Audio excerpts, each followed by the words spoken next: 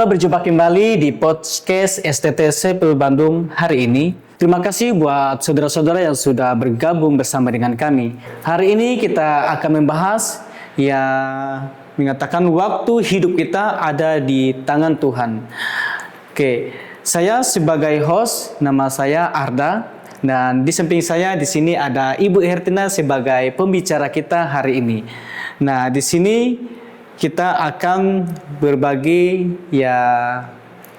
cerita mengenai tentang kisah hidup kita yang ada di tangan Tuhan. Oke, baik. Makasih Arda. Yeah. Senang sekali kita bisa berbincang-bincang kembali dengan tema yang memang cukup menarik ya hari ini, yaitu tentang masalah waktu ya, waktu hidup kita ada di tangan Tuhan ya. Nah, di sini kita lihat bahwa memang ini adalah satu pertanyaan yang mengenai kehidupan yang seringkali ditanyakan oleh kebanyakan orang ya. Jadi orang tidak memandang usia ya, mungkin pernah bertanya di dalam hatinya ya, berapa lama lagi sih saya akan hidup ya. Itu pertanyaan yang kayaknya hampir setiap orang pernah bertanya tentang itu. Nah, di sini kadang-kadang orang juga bingung, saya ini lahir hidup di dunia, kemudian saya menjadi besar, lalu kemudian menjadi tua. Kira-kira saya juga nggak tahu nih berapa lama lagi saya bakal hidup. Banyak pertanyaan seperti itu. Oh ya, banyak pertanyaan seperti itu ya dalam hati setiap orang begitu kan ya. Kadang ada yang tahu jawabannya, ada yang juga tidak tahu jawabannya. Kadang ada ragu-ragu, Bu. Betul.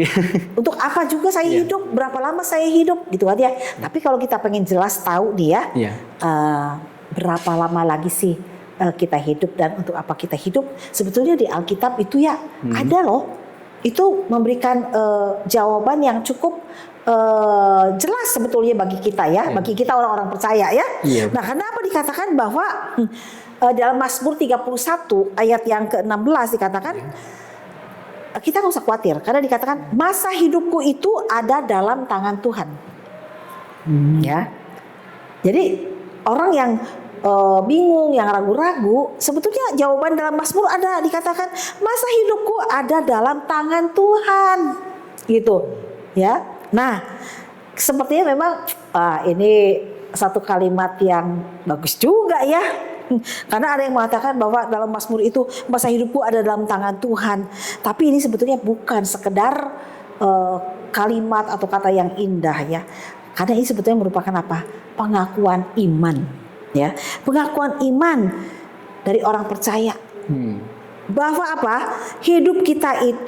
Dalam hidup kita itu tidak dikendalikan oleh hal-hal yang memang terjadi secara kebetulan, melainkan apa? Di bawah pemeliharaan Tuhan.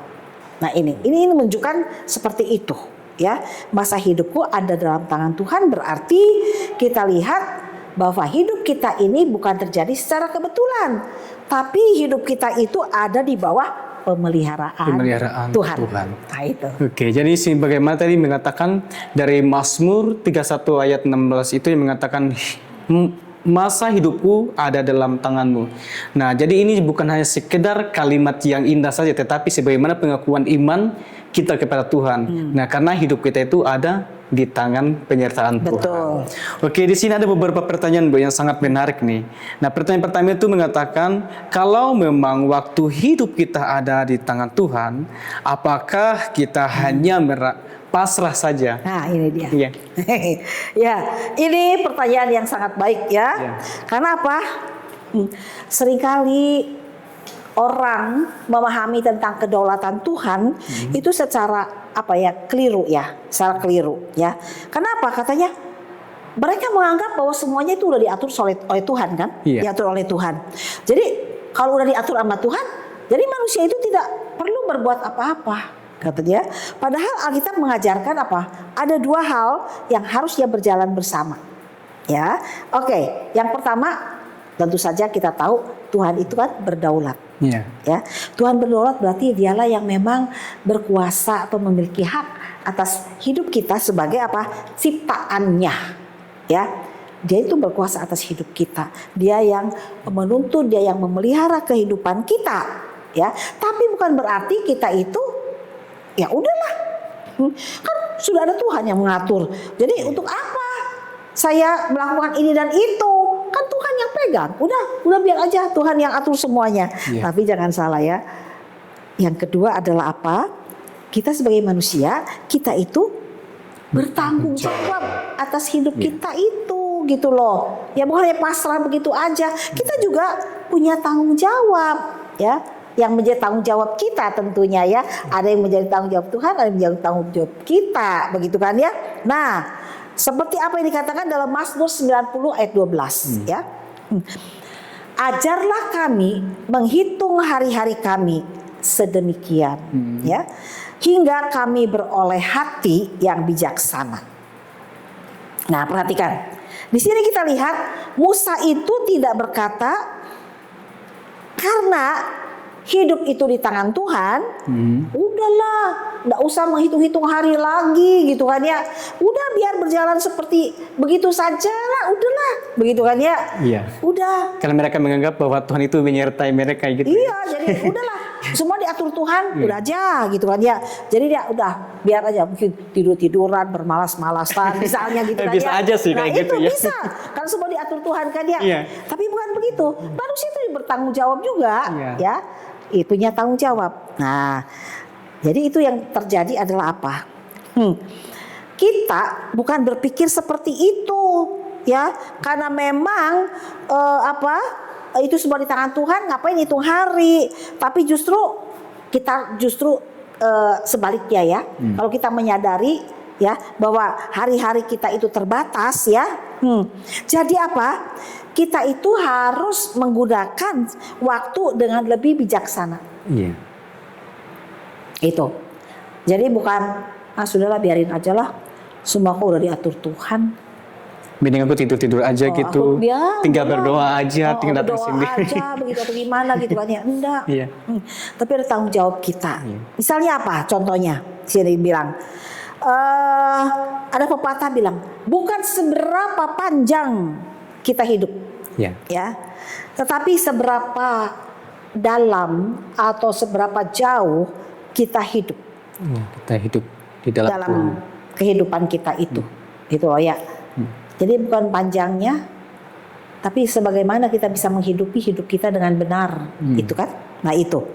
Jadi ada orang yang mungkin hidupnya itu umurnya sampai 90 tahun, 100 tahun, begitu kan ya?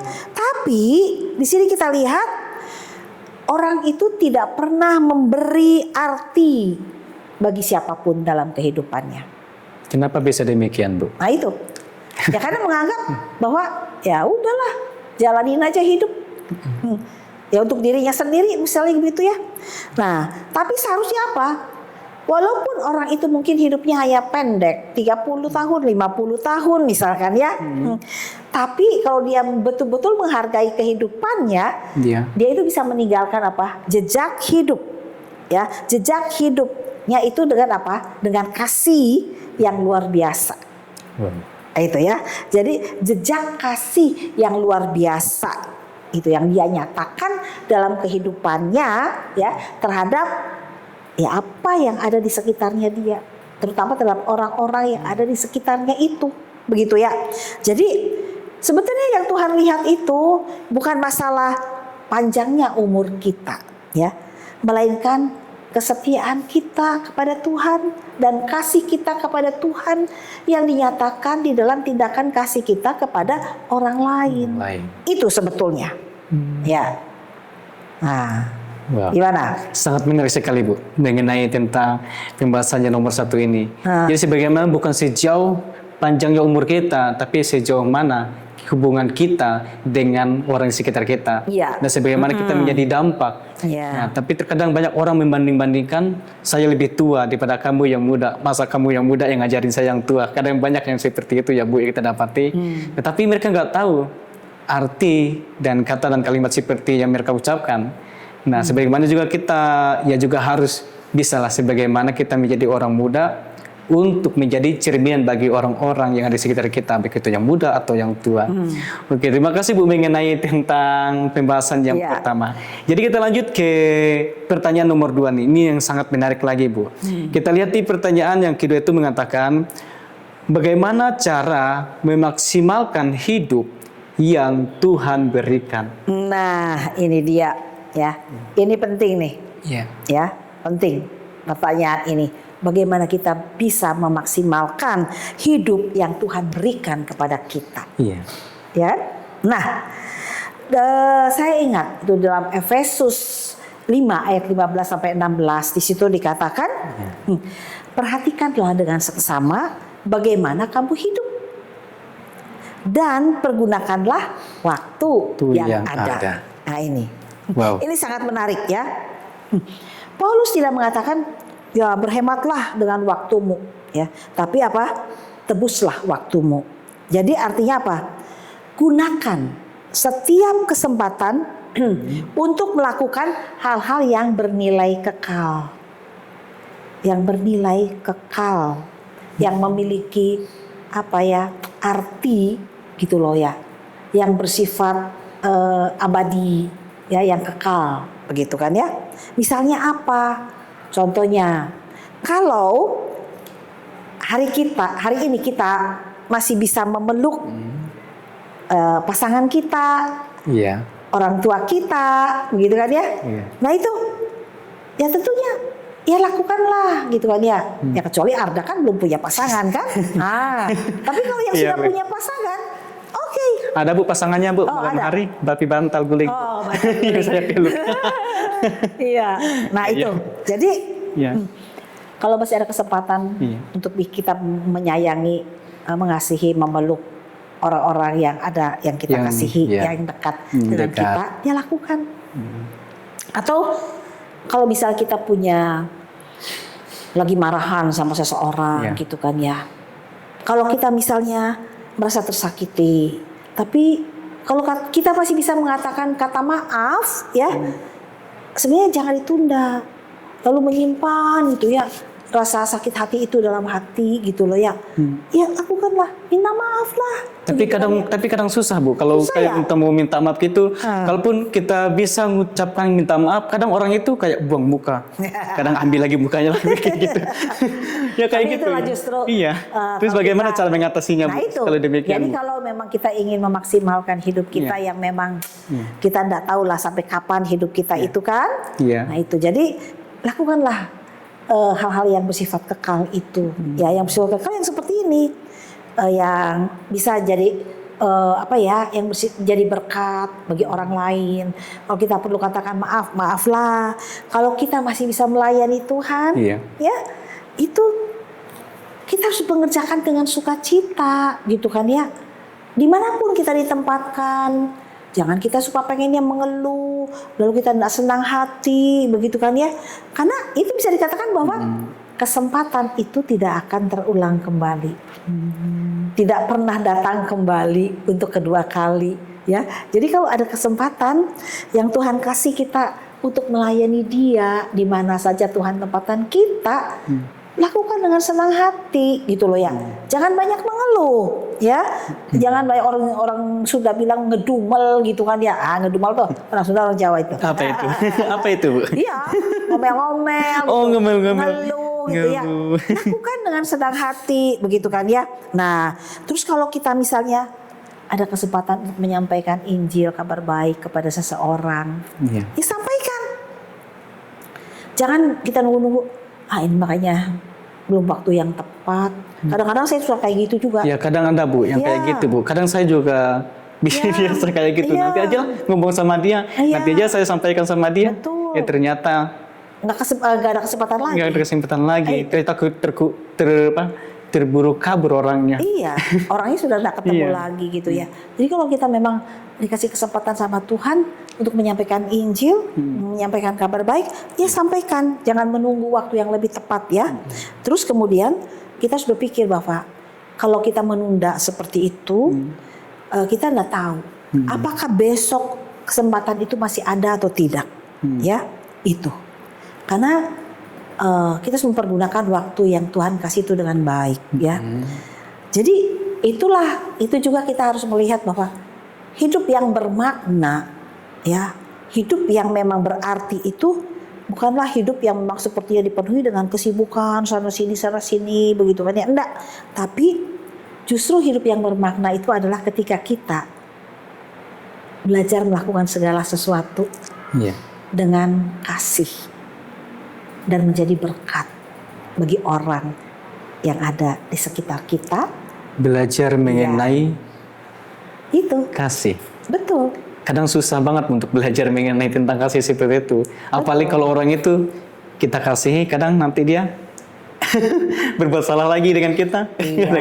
Iya, tapi itulah kalau kita mau hidup kita bermakna, berarti dan menggunakan waktu dengan baik, memang ya seperti itulah, begitu. Intinya kasih ya Bu.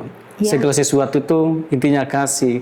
Karena ada kasih, jadi ada perubahan yang sangat luar biasa. Betul. Jadi kita menggunakan setiap waktu yang Tuhan berikan kepada kita dengan melakukan segala sesuatu itu untuk bisa menjadi berkat buat orang lain. Dan tentunya kalau ingin jadi berkat, tentunya landasannya adalah kasih. Begitu. Ya. Oke. Terima kasih Bu. Jadi tadi saya menyimak mengenai tentang bagian doa ini. Kumpulkanlah hal yang bersifat yang kekal, terus tetap bersuka cita dan jangan bersungut-sungut melakukan segala sesuatu.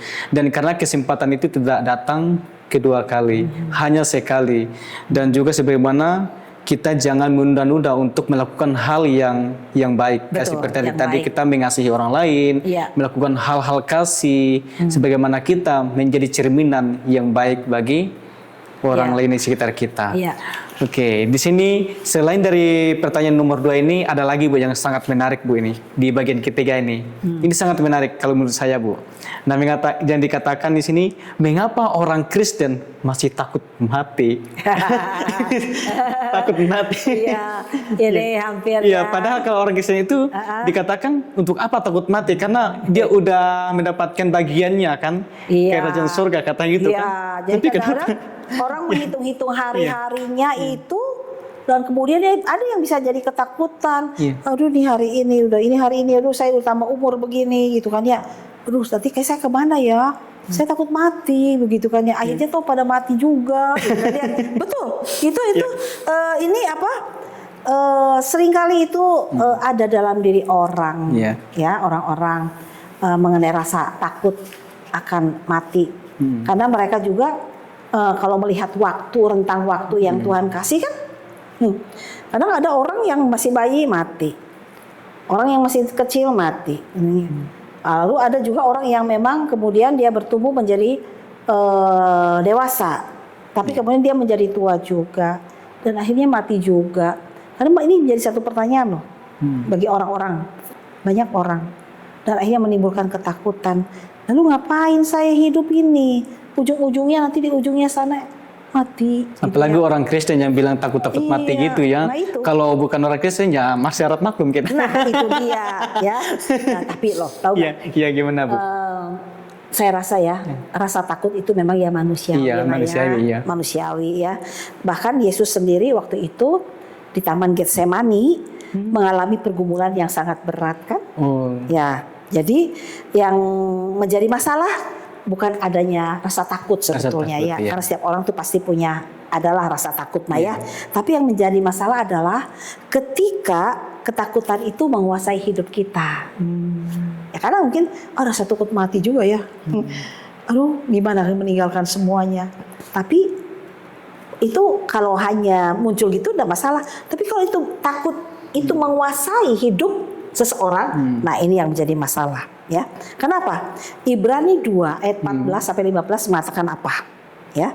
Di sini dikatakan bahwa Kristus datang membebaskan manusia yang seumur hidup diperhamba oleh ketakutan akan kematian. Ya. Jadi di sini kita lihat bahwa Kristus datang membebaskan manusia. Memang di Alkitab sendiri dikatakan yang seumur hidup diperhamba oleh ketakutan akan kematian. Jadi memang dari zaman dulu itu orang yang mengalami ketakutan akan hal ini juga dengan waktu yang sepertinya singkat kan? Iya. Cuman paling berapa puluh tahun hidup kan, singkat sebetulnya kan? Ya, walaupun buat ukuran manusia ada yang 80, 90, 100 kayaknya panjang ya. Iya. Tapi di mata Tuhan tuh sangat singkat juga gitu kan ya. Nah itu, sehingga manusia seringkali mengalami ketakutan. Dan di firman Tuhan juga mengatakan hal yang seperti itu. Tapi berita yang baiknya adalah bahwa Kristus datang membebaskan. Wah ini luar biasa. Iya betul sekali Bu. Iya. Apalagi sini kita melihat sebagaimana Kristus itu memberikan kebebasan bagi kita.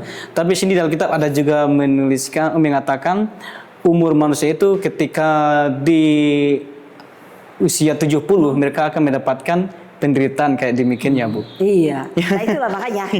Mengapa orang itu takut mati? Nah ini. Karena apa? Kematian itu adalah satu suasana yang belum pernah dialami, ya kan? Orang lain. Nggak ada yang mengalami lalu tiba-tiba bisa bangun lagi gitu kan ya. Terkecuali ada Bu, terkecuali di Dracin Bu. Oh ya itu di drama lah. bisa betul. inkarnasi katanya kan saya hidup kembali. Inkarnasi gitu ya di Dracin ada ya. Tapi dalam kenyataan enggak lah. Gitu ya, kecuali Tuhan yang melakukannya gitu waktu di dalam Alkitab ada ya.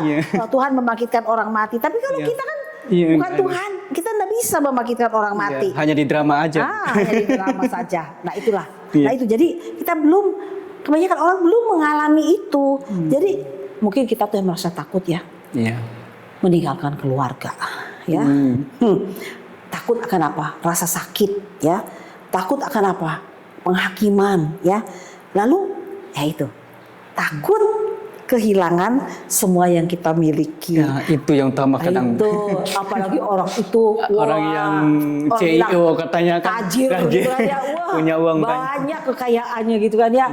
Waduh, saya harus tinggalkan ini semuanya yang saya miliki. Jadi takut. Ya, dia harus meninggalkan semua itu. Nah, itu. Ya, sebanyak orang seperti itu.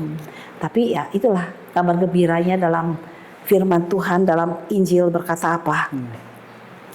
Kristus telah lebih dahulu melewati kematian itu, ya, dan dia kembali dalam kebangkitan, ya itu. Sangat luar biasa. Hanya Yesus, dia mati, tapi dia mengalami kebangkitan. Artinya apa? Kita sebetulnya tidak memasuki wilayah yang tidak kita kenal, ya. Tapi kita memasuki tempat di mana Kristus sudah lebih dahulu hadir, ya kan? Dia mati, hadir di situ, dan kemudian dia bangkit. Jadi sebetulnya kematian itu tidak perlu menakutkan, ya. Jadi, tapi apa? Dengan waktu yang singkat yang Tuhan kasih untuk hidup di dunia ini, kita harus mempergunakan waktu itu kan dengan baik. Bukan memikirkan takut nanti saya harus mati gitu kan ya. Enggak, pergunakan waktu ini dengan baik, gitu kan ya. Waktu yang singkat ini. Gitu. Ya. Wah, sangat luar biasa sekali Bu. Jadi di sini tadi kita lihat dari poin ketiga itu mengatakan sebagaimana kenapa manusia itu takut mati. Tadi karena ketakutan itu menguasai hidup seseorang itu, hidup kita itu sendiri. Dan selain itu sebagaimana juga mereka belum mengalami kematian itu seperti apa. Dan bahkan juga mereka takut untuk meninggalkan harta mereka, keluarga mereka, dan mungkin apa yang dia miliki itu yang takut dia tinggalkan. Nah, belum merasa puas untuk di dunia ini, padahal untuk apa lama-lama di dunia ini kan sakit banget, gitu kan. Oke Bu, nanti langsung kita saja lanjut ke poin yang keempat Bu. Ini tidak kalah menariknya lagi Bu pertanyaan ini. Nah, di situ kita lihat kalau rasa takut itu masih muncul, apa yang harus menjadi pegangan kita Bu? Nah ini pegangan kita bukan kekuatan iman kita, melainkan apa? Pribadi Kristus, Tuhan Yesus Kristus, ya. Yesus berkata dalam Yohanes 11, akulah kebangkitan dan hidup, ya. Jadi perhatikan di sini ya, Yesus itu tidak berkata aku memberi kebangkitan, ya. Tapi akulah kebangkitan, ya. Jadi artinya pengharapan kita itu bukan hanya sekedar konsep, melainkan apa? Pribadi seseorang. Iya, itu. Kemudian dalam Roma 8 juga dikatakan tidak ada apapun, ya, baik bahkan maut yang dapat memisahkan kita dari kasih Allah di dalam Kristus Yesus. Itulah dasar iman kita, ya. Jadi di sini kita lihat kita memiliki satu pribadi yang sudah mengalahkan kematian, yaitu Yesus Kristus. Jadi kalau kita bagi orang yang sudah percaya kepada Dia, kita harus belajar berpegang kepada apa yang Tuhan Yesus katakan, janjinya, ya, janjinya di dalam firman-Nya. Dia mengatakan, akulah kebangkitan. Dianya sendiri pribadi Yesusnya itulah yang sudah mengalahkan maut, itulah, dan yang sudah bangkit itulah. Kita belajar percaya kepada Dia yang sudah mengalahkan kematian itu. Gitu. Ya. Pegang janjinya. Jadi kita lihat tadi dari yang keempat ini sebagaimana ya pegangan kita itu ternyata bukan hanya iman kita saja ya Bu. Ternyata sebagaimana kita juga berpegang kepada kebangkitannya. Nah, sebagaimana kita melihat janji-janji karya yang Dia berikan kepada kita melalui kematian di kayu salib, terus kebangkitan dan kenaikan, dan bahkan Dia mencurahkan kasih karunia kepada kita melalui kuasa Roh Kudus-Nya. Oke, di situ kita lihat tadi dari poin yang keempat. Nah, kita lihat lanjut di poin yang kelima. Nah, bagaimana hidup tanpa terus dihantui masa depan. Wah, ini sangat menarik sekali, Bu. Iya, betul. Kenapa? Saya melihat banyak orang bukan hanya takut mati loh. Iya. Ternyata bukan takut mati ya. Tapi mereka takut hidup. Ya, ada orang yang takut hidup ya. Kenapa? Mereka takut kehilangan pekerjaan kan? Iya, benar sekali. Kehilangan pekerjaan atau kehilangan pelayanan. Ya, mereka takut sakit, takut anak-anaknya nanti akan bagaimana, takut masa depan, ya. Banyak orang yang seperti itu juga ya. Nah, jadi saya kira semua ketakutan itu sama. Ya, yaitu apa? Kita ingin mengendalikan masa depan kita. Nah itu. Sehingga kalau kita yang mengendalikan, pasti kan banyak ketakutan lah yang ada dalam diri kita ya. Padahal Tuhan itu tidak pernah meminta kita untuk mengendalikan masa depan kita, baik di dunia ini maupun nanti. Gitu kan ya. Nah itu. Tapi Tuhan hanya minta kepada kita apa? Ya, kita setia. Hari ini kita setia kepada Tuhan. Ya, Tuhan mengatakan apa? Dia berkata apa? Jangan khawatir akan hari esok. Nah itu, jangan khawatir akan hari esok. Kita pegang janjinya. Dia bilang jangan khawatir akan hari esok. Begitu ya. Kematian juga Tuhan sudah dikalahkan kan? Iya benar. Ya, Dia sudah bangkit, ya, mengalahkan maut. Apalagi kehidupan kita sekarang di dunia ini, itu kecil buat Tuhan. Tuhan bilang jangan khawatir akan hari besok. Ya, berarti apa? Kita tidak boleh apa? Bukan berarti kita itu tidak boleh merencanakan hidup kita. Punya rencana harus, gitu kan ya? Tapi kita itu tidak boleh menjadikan rencana sebagai sumber keamanan kita. Ya, sumber keamanan kita itu harus tetap di dalam Kristus. Gitu loh. Kadang orang menyandarkan pada masa depan. Kalau masa depan saya begini-begini, wah saya akan cerah. Masa depan saya, amanlah saya. Nah, kalau bukan begitu. Kita harus menyerahkan masa depan kita itu kepada Tuhan. Tapi kita tetap sebagai manusia punya tanggung jawab. Perencanaan tetap ada. Tapi jangan taruh rasa aman kita kepada perencanaan kita. Jangan hanya berangan-angan gitu ya, tapi kerjakan juga ya. Iya, tapi tetap kepada Tuhan. Nah itu, ya. Nah sehingga ketakutan akan masa depan pun kita bisa atasi karena kita tahu siapa yang memimpin kita.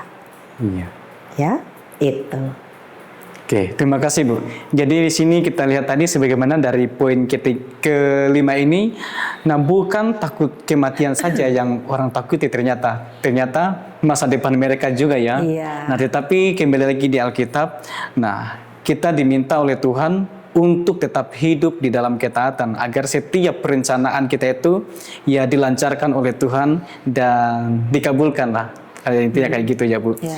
Oke, terus kita lanjut ke pertanyaan yang keenam. Di sini kita lihat dari poin keenam ini mengatakan kalau hari ini adalah hari terakhir hidup kita, wow, apa yang paling penting? Ini hari terakhir kita terus. Iya. Apa yang paling penting ya? Kalau menurut Ibu gimana Bu nih? Iya. Sebenarnya jawabannya sederhana Ya, aja. sederhana. Ya. Iya. Karena apa? Bukan berapa banyak harta. Iman. Bukan berapa banyak jabatan yang kita miliki, ya.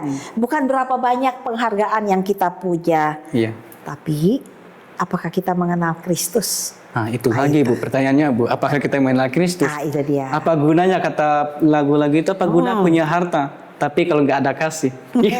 Iya. Terus Iya.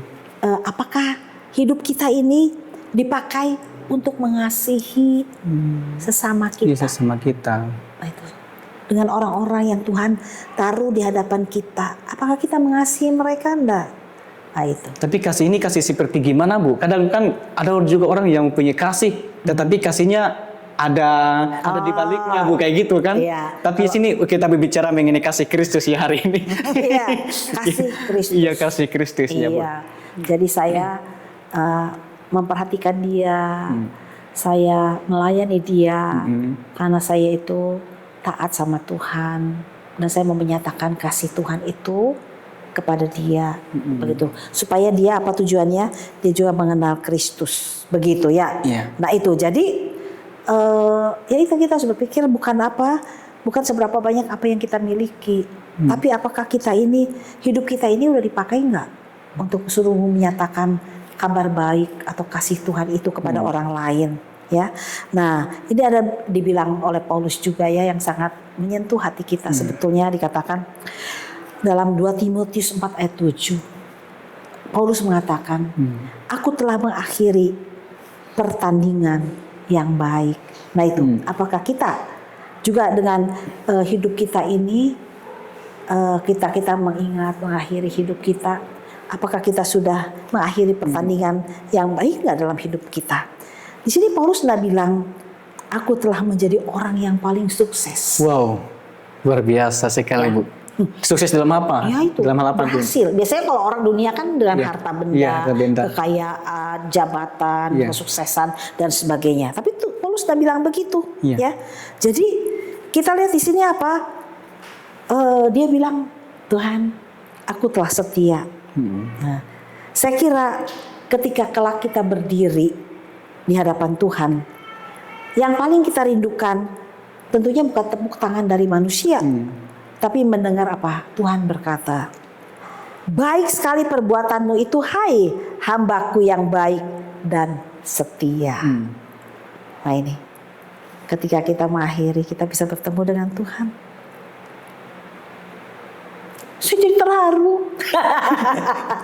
Baik sekali perbuatanmu itu, hai hambaku yang setia. Nah ini, jadi bukan apa yang kita punya, bukan apa yang kita miliki, tapi apakah kita sudah memakai hidup kita dengan baik, ya, untuk menyatakan kasih Tuhan kepada sesama kita, ya. Ada tuh lagu yang mengatakan apa? Hidup ini ya adalah kesempatan. Iya. Nah, itu kan ya? Iya. Hidup ini untuk melayani Tuhan. Terus lagi Bu, jangan sia-siakan. Nah, jangan sia-siakan, gitu kan ya? Nah itu jadi ya kita harus mempergunakan waktu kita dengan baik, begitu. Dan ketika kita berdiri di hadapan Tuhan, kita perlu memang merenungkan apakah Tuhan akan berkata seperti tadi itu, baik sekali. Perbuatanmu itu hai hambaku yang baik dan setia. Itu. Sangat luar biasa sekali ya di zaman itu. Di sini kita lihat tadi dari poin yang ke-6 ini ya sangat membuka wawasan kita lebih luas lagi. Nah, sebagaimana kita melihat tadi di sini bukan apa yang kita miliki tetapi berapa dalamnya hubungan kita di dalam Tuhan Yesus Kristus. Nah, itu kita melihat juga sebagaimana Paulus itu sukses bukan di dalam hal materi tetapi dia sukses untuk memenangkan jiwa-jiwa yang yang tersesat atau yang terhilang gitu kan. Nah, sebagaimana di sini kita melihat juga ternyata kita lihat dari Paulus ini tadi kesetiaan itu sangat penting. Oleh karena kesetiaan Pauluslah sehingga dia berhasil memenangkan banyak jiwa. Nah, hari ini sebagaimana kita belajar bahwa di dalam Alkitab berkata, masa hidupku ada di dalam tanganmu, itu di dalam tangan Tuhan. Dan sebagaimana itu bukan sebagaimana juga ya hidup kita terus di dalam ketaatan. Nah, tetapi sini undangan untuk hidup penuh makna dan penuh pengharapan yang penuh pasti di dalam Tuhan. Yang menurut Ibu bagaimana dengan hal demikian? Iya, betul sekali. Nah, jadi memang kalau saya mau simpulkan dengan percakapan kita pada saat ini, kita tidak mengetahui ya berapa lama kita akan hidup ya. Kita tidak tahu karena hanya Tuhan yang tahu ya. Tapi sebetulnya ini pengharapan atau penghiburan bagi kita adalah bahwa kita mengetahui siapa yang memegang hidup kita ya. Dan itu sebetulnya sudah cukup untuk bisa membuat kita itu menjalani hari ini dengan damai dalam hidup kita ya. Nah, itulah. Jadi biarlah kiranya mungkin kita semua yang sempat mendengarkan percakapan kita pada siang hari ini, ya kita juga tetap dalam kehidupan kita tahu, walaupun kita tidak tahu sampai kapan, tapi kita tetap percaya bahwa Tuhan yang memegang hidup kita. Dan karena itu kiranya ya Tuhan memberkati setiap kita ya. Jangan takut menghadapi hari esok. Karena hidup kita berada di tangan Tuhan yang setia, yang telah menyatakan kasih-Nya di dalam Kristus. Oke, terima kasih Bu untuk pembahasan kita hari ini. Mungkin kita sudah bisa mengakhirinya dengan kata ucapan terima kasih kepada Tuhan. Oke, jadi teman-teman, di sini tadi pembahasan mengenai sebagaimana ya hidup kita itu ada di dalam Tuhan, sebagaimana waktu hidup kita ada di tangan Tuhan. Di sini kita melihat kalau kita sudah tahu hidup kita ada di tangan Tuhan, jangan takut untuk masa depan kita, jangan takut untuk melangkah, dan jangan takut untuk hal apa yang akan kita dapati di hari esoknya atau di berikutnya. Jadi teman-teman, ya kita akhiri ya podcast kita hari ini, dan sampai ketemu dan berjumpa kembali di podcast berikutnya.